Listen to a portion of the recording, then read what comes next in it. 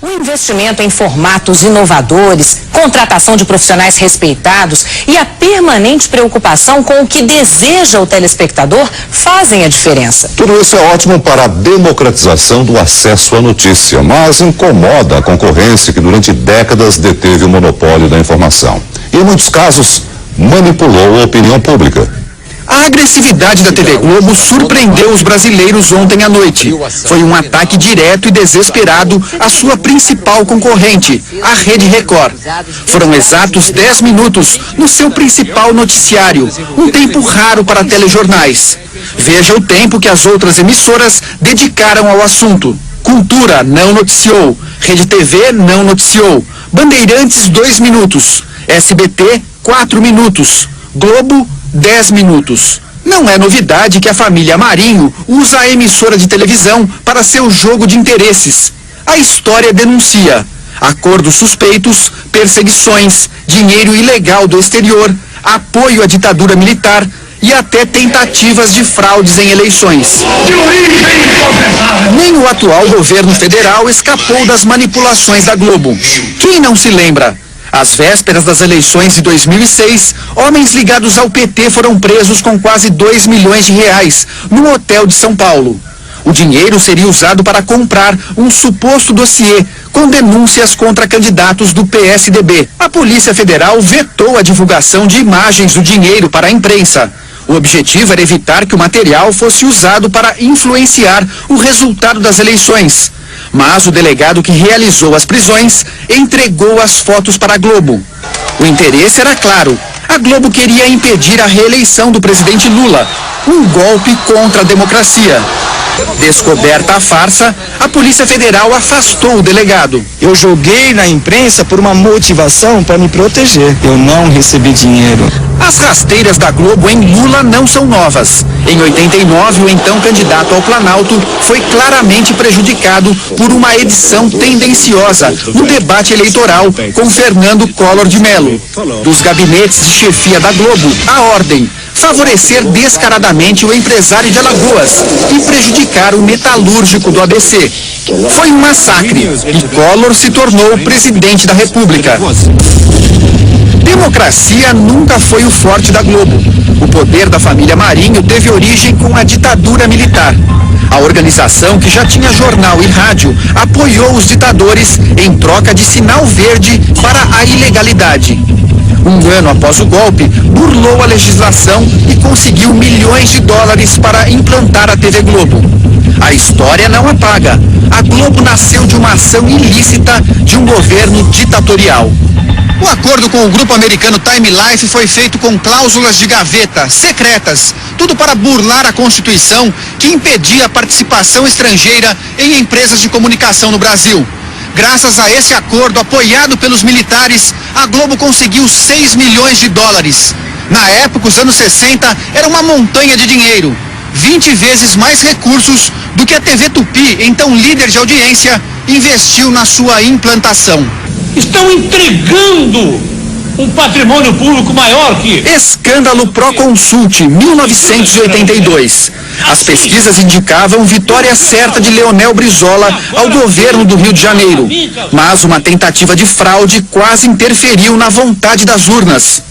A empresa Proconsult, encarregada da apuração, tentou manipular o resultado da eleição com o apoio da Rede Globo.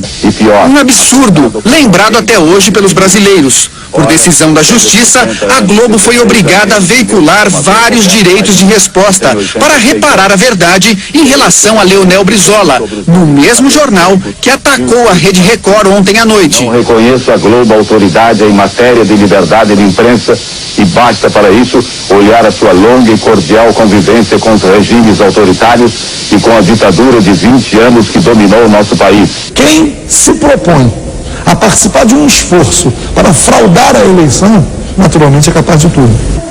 2 anos depois do escândalo Proconsult, o povo fez a Globo engolir a democracia.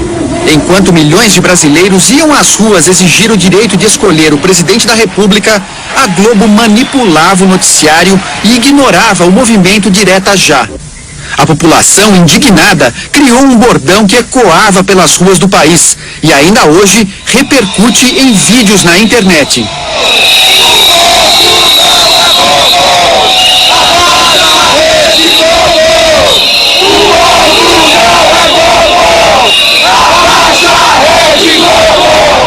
Todos que contrariaram os interesses políticos e financeiros da família Marinho foram alvos da Globo.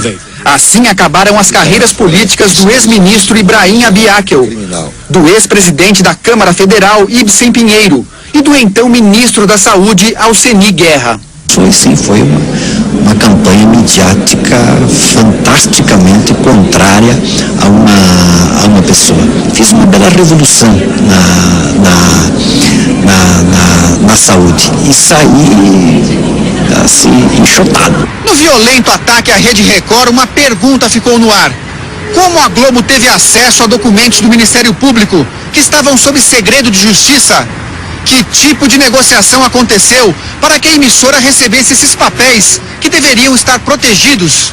O que me parece é que isso traz duas graves consequências. O primeiro é que você passa a ter uma especulação na mídia sobre informações que são informações dadas parcialmente. Você cria, portanto, uma informação que não é precisa porque ela não é total.